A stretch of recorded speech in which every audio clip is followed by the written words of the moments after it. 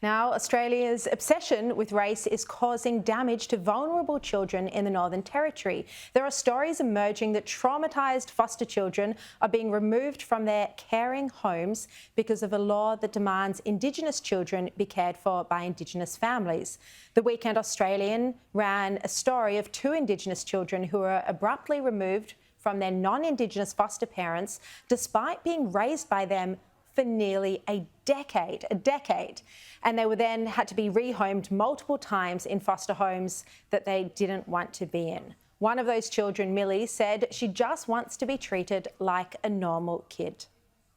That you move me to another house that I don't want to, because I don't know why, but that they are nice, but I just want to be a normal kid and have a normal life. I just want things to go back the way they were. And I keep telling you guys, I told you on Friday that I told and the other girl that I don't want to go there. I want to stay with happy. And they're supposed to listen to me, but I feel like you guys weren't really listening to me.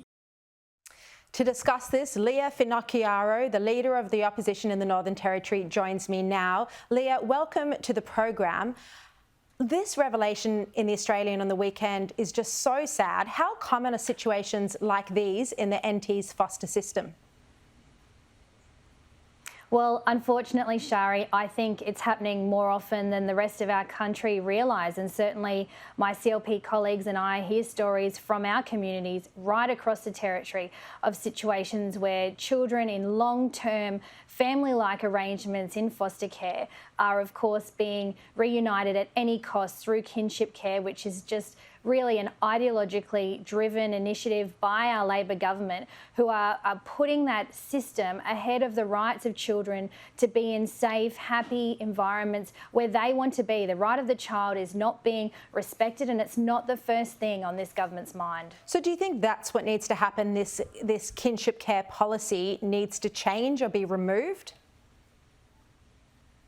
No, I think kinship care is a great initiative, particularly for young people who unfortunately are being removed from their families. If there is an alternative family member or someone else close to that child that can provide that care, then that's obviously a good thing if they can provide that safe environment. But unfortunately, what we're seeing is kids in long-term foster families being torn apart, re-traumatising that child. And often these kids, really only know that family. They've grown up in that environment. They live, with other siblings. They know those people to effectively be parents, and so it's incredibly traumatising. And Millie's story is just heartbreaking so what needs to watch. To happen but unfortunately, then? If it's not isolated. If it's keeping the kinship care policy in place, then what needs to happen to make sure that this doesn't happen to children who have spent a decade with the same foster family? The policy shouldn't be kinship care at any cost and at all cost. It shouldn't be ideologically driven. It needs to be something that's applied in the appropriate circumstance, and that more attention is being paid to the voice of the children who this affects. Of course, young people just want to grow up in safe, loving and supportive environments, and that's all we can ask. And ultimately, to have these situations where children are being torn from their safe and happy place because of government policy is just wrong on every level. This government needs to pull back and take a good hard look at how this is impacting people's lives on the ground and tearing families apart.